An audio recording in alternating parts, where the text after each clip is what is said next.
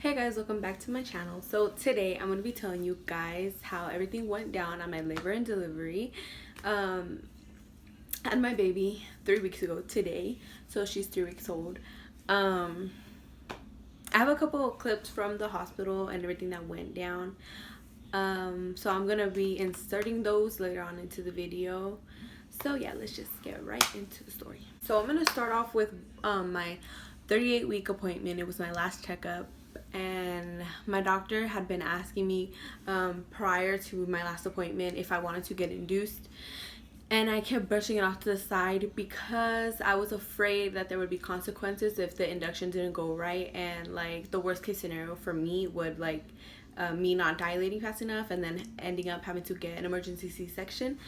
And so at my 38-week checkup, he asked me like if I want to get induced again, and I told him what I was scared of and my concerns. So then he had explained to me that obviously at 39 weeks the baby's full term already. So once the baby becomes full term, it gains weight faster. And he's seen more emergency C-section with people that have waited until they were like past their due date, because by then the baby has put on more weight, so they're a little bit bigger, and because of that it's harder for the baby to come out. And so like he convinced me to get induced. It was honestly, I had been wanting to, but then again I was like thinking like in the back of my head, like what if something goes wrong? So I ended up saying yes. I made my appointment on, it was Thursday, and then they told me to expect a call either Sunday night or Monday morning. So it was Sunday evening, and we were on our way to go grab something to eat. And while we were ordering, I got a phone call Sunday around 6:30, almost 7. And they called and said that they had bed ready for me and that I could go in and then meet. Like, I was freaking out. I was excited. So we get the food, we come home, and I start getting all my stuff ready, and then we like head on over to the hospital. So we get to the hospital, I sign in and everything. They take me to my room, you know, I get in my gown and everything. They start hooking me up to all of the machines to see my contractions, my IV, you know, everything. So then around 9 p.m. they started me on a medication called misoprostol, I believe, and it was just to like not start labor, but like to promote it, kind of like get it going, kind of, I don't know, but it's like the easiest way to explain it is like it was just to ripen up my cervix to make it softer, so that I'd be able to dilate. So they just had me on that for the whole night. All I felt were like mild contractions, but they honestly just felt like period cramps, and that's all it was on all night long until about 10 in the morning. So then around 10 in the morning is when my doctor came in and he took out what they had put in me, and they started me on oxytocin, I believe that's what it was, to induce my labor and to just start my contractions, like to kick them up or whatever. And it was a little crazy because I did start to feel them. My contractions, they started to come more frequently, and I felt them a little bit more, like they were more harsh. So I started dilating faster. Like, it was, I feel like it was a pretty fast, like I literally just slept through everything, if I'm being completely honest, because I knew I needed to sleep. I knew I needed to have energy for when it was time to push, and I just wanted to make sure that I had all the energy I could get, all the sleep I could get. Like, I wanted to be prepared. So then he broke my water around noon.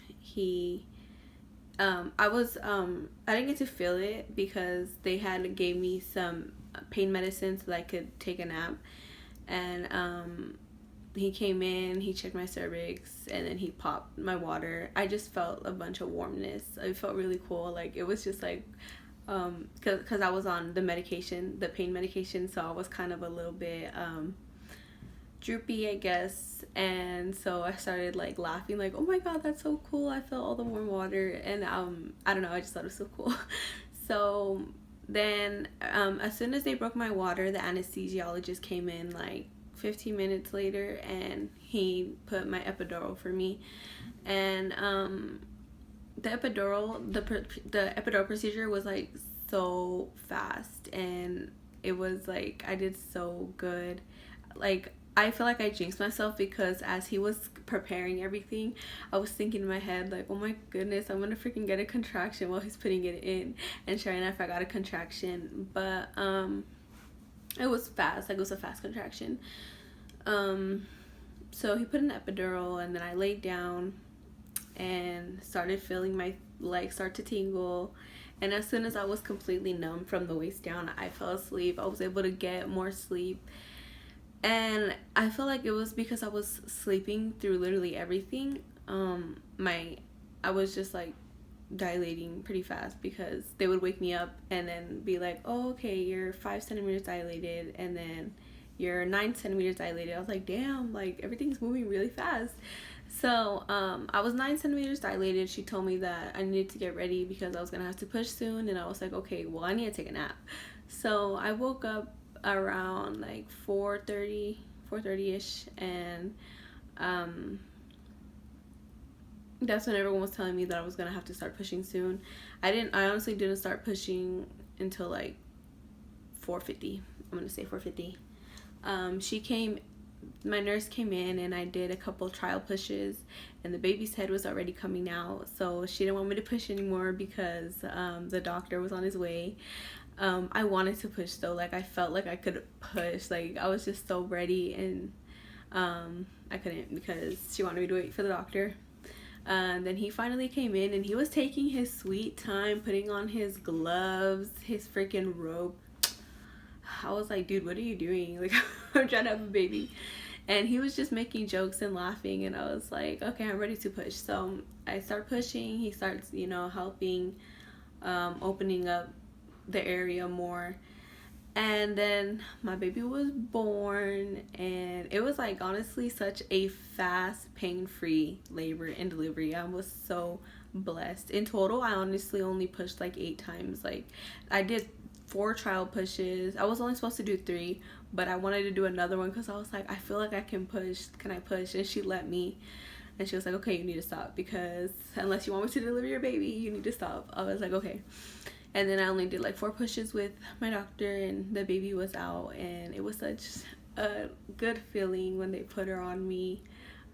She wasn't crying. Like, you guys will see in the clip that I put in right now, she only does like a little cry. It was like one little cry, and it was just such a good feeling. That's it right there. You're gonna cry, my son. Hold it. Keep going. And breathe. Deep breath. And again. Push. Okay. Good. Pick up. Go ahead and push your legs back just a little more. And push. Are you serious? She's already here. Alright, sweetie. Deep breath one more time. And push. On your bottom, you got this. Push. 2, 3, 4, 5, 6, 7, 8, 9, 10. Great job. Okay. Go ahead and relax. My baby. Put your legs Hold back. on. She has hair. She has hair. Hold on. She's not out yet though. She's already right there. What the heck? Oh my God. You're crazy. Hello, are you? She's taking it like nothing. I'm at the world.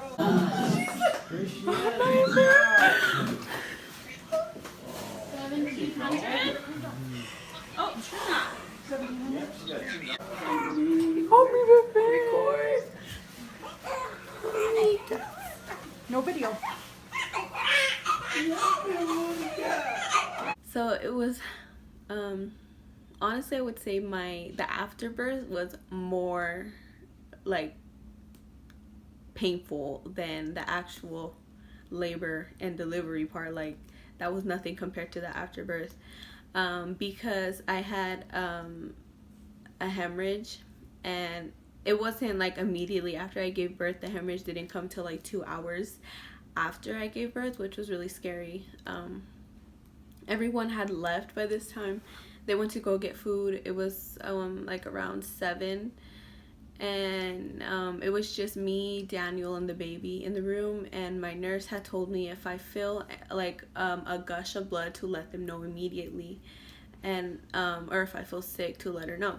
So I had eaten already. It was like 20 minutes since I had eaten. I was trying to go to sleep, and then I started feeling like I needed to throw up. Like I felt like the burger that I had eaten didn't like sit right in my stomach, so it was just, I felt disgusted, and I started gagging. And when I gagged, like a gush of blood just came out. Like it was horrible. Like I felt it. It just felt like a freaking waterfall come out of my vagina. And the more I gagged, the more gushes came out. And like I just seen Daniel's face, like staring at it like he was disgusted or something. And so like I looked down and I see like these big chunks, like blood clots, like bigger than what my placenta was, because my placenta was pretty small, and like these chunks of blood clots were huge. And I was like, what the heck? I felt so sick. Like I like looked at it and I looked away, and I was like, oh my goodness, did I really just see that? And I wanted to look again, but then I was like, no, I'm gonna freaking pass out if I look again. It was just so much blood. It looked like a freaking murder scene. And I just started freaking out because obviously I'm losing hella blood, and then like all these nurses and doctors are rushing in and like injecting me with so many things. I got a shot in my thigh, one on my arm. I had to get a new IV. They were just like putting hella medicine in my IV, making me take a lot of medicine like orally. Like I was on so much medication. It was crazy. And it happened twice. Like it had stopped and then it started going crazy again, and it was just a whole nother commotion. The doctors had to come back in, and then they had to actually go in and scrape my uterus, which was like the most painful thing ever. Like it was worse than contractions, because honestly I feel like contractions were so like, they were just period cramps. Like I know what period cramps felt like. I've felt period cramps, so it was like getting my uterus scraped was painful. And that's what really helped. The doctor scraping my uterus, taking out all the remainder of the blood that was in there.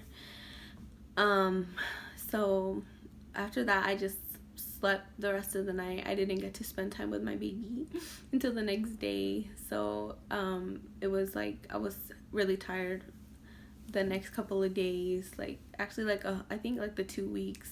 I barely started feeling better, which is really good. But yeah, it was my afterbirth was like a way crazier story than like my labor and delivery.